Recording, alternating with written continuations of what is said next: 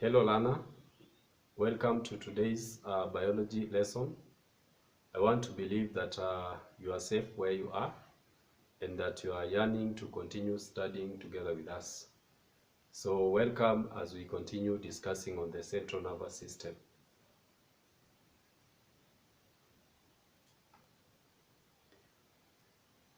Now, in our previous session, we said that the central nervous system is made up of the brain and the spinal cord, and the diagram here can be able to show the relationship between the two.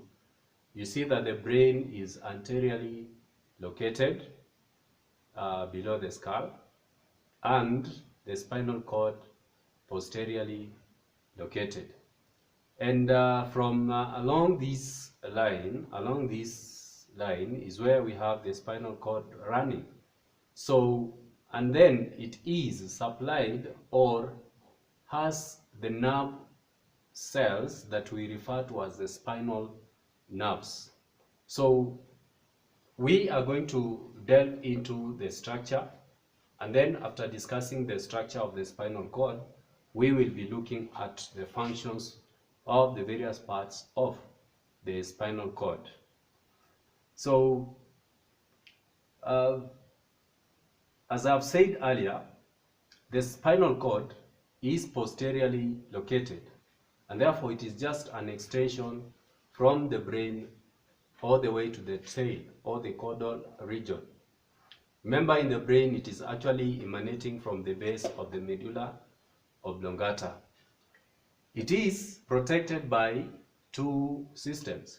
One of the systems is the meninges, and remember we said that the meninges are the three layers, that is beginning with the dura mater from the outside, arachnoid matter within, and then interiorly, just above the brain or the spinal cord, is the last layer, which is referred to as the pia mater. So aside of it being protected by the meninges, the spinal cord is also protected by a vertebral column. Remember, this is the column that houses the vertebrae or the vertebral bones. It is made up of two major parts, that is the gray matter and the white matter. So let's look through the transverse section or the cross section of the spinal cord.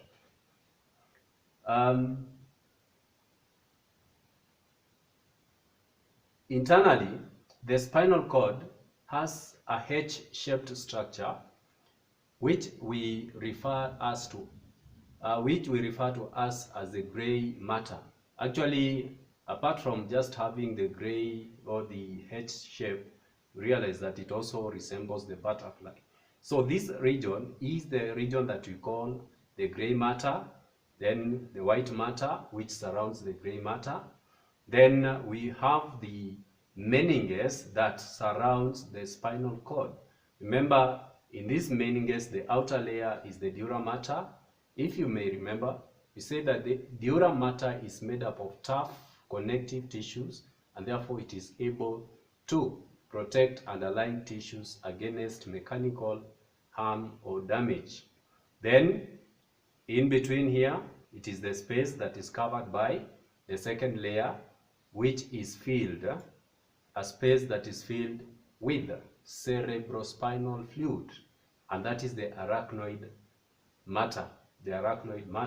So apart from cerebrospinal fluid, remember it has vast supply of blood capillaries, of course, to deliver oxygen together with nutrients to the cells of the spinal cord. Then internally, it is made up of a thinner layer, which is the pia mater. Pia mater is the internal layer that actually immediately covers the spinal cord for this, but for the brain again. Now, inside the pia mater, we get the white matter. As the name goes, this region always appears white in color, just because of the possession of the myelin sheath of the motor neurons, and the sensory neuron. Then surrounding or the gray matter being internally, it is darker in appearance. It is darker in appearance, this region here. The reason as to why it is dark in appearance is because of possession of the cell bodies and the dendrites of the relay neuron together with the sensory neuron.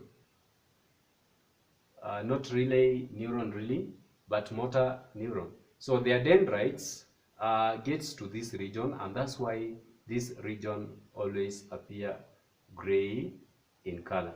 Now, on the gray matter, there are horns, which we call which from either side, that is the ventral side and the dorsal side. We have one which is the dorsal horn that is found at the back. Remember, the dorsal side is the back. And then from the belly side, we have the ventral horn.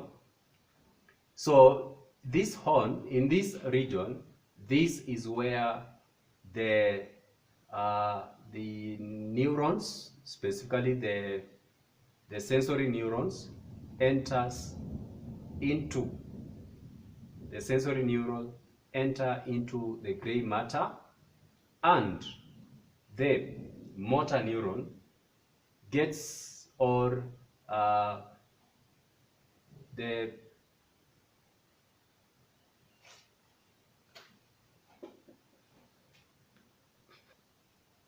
so the motor neuron, which is connected to the effector structures such as the glands and the muscles, lives through the ventral side.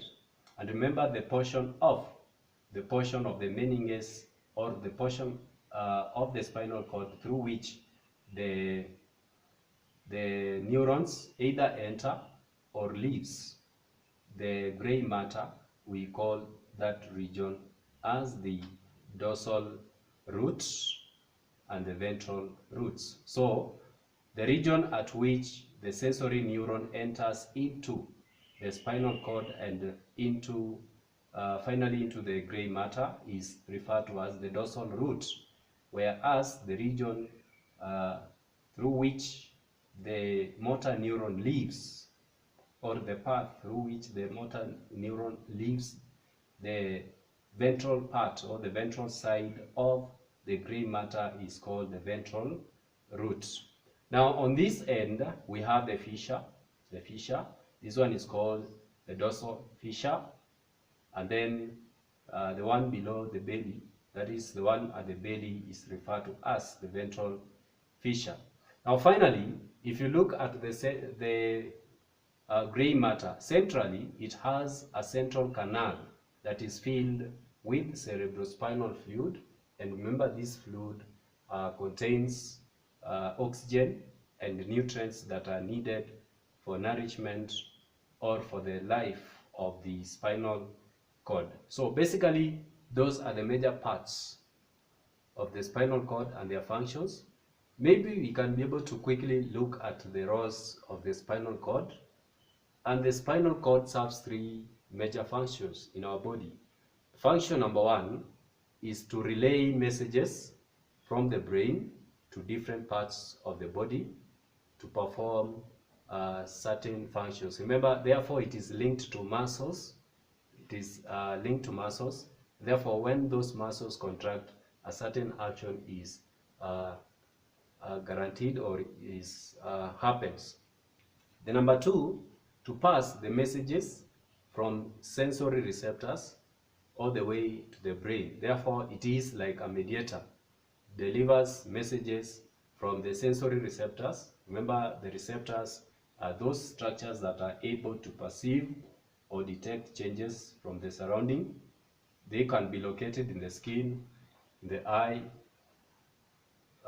etc. And then once they pick the impulse, not the impulse, the stimulus, they deliver to the sensory neurons, and the sensory neurons convert the impulse into messages, what we call the impulse, which are transmitted to the brain for purposes of integration or coordination. Then lastly, it coordinates reflexes that are managed by the spinal cord alone, specifically the simple reflexes, those kind of reflexes that enables us to escape dangerous stimuli. So those are the three main functions of the spinal cord. I want to believe that you are going to pay more attention to them, study through them, and make short notes on them, looking through what we have in the screen. Finally, we want to look at the relationship between the spinal nerves and the spinal cord, and it can be shown using the diagram here. I have three colors here, which each of them represents a given type of nerve cell or neuron. For example, the blue here, the blue color here represents the sensory neuron, and remember we said that it enters into the spinal cord through the dorsal root. Sensory neuron, then it relays the impulse to the motor, not motor, but the relay neuron, which is entirely located within the central nervous system, in this case, the spinal cord. So actually, the relay neuron or interneuron, intermediate neuron or interneuron or associative neuron is entirely located within the central nervous system, and that's why it does not require myelination. So this neuron here is non-myelinated. Then the last neuron that emerges out or leaves the spinal cord from the ventral side is this motor neuron, and the motor neuron is connected to a spinal nerve, that is connected to a particular muscle which either contracts on stimulation for it to bring about expected movement. So in a nutshell, this diagram here can illustrate the relationship between the nerve cord, the spinal cord, and the nerves that it houses, the nerves that we refer to as the spinal nerves.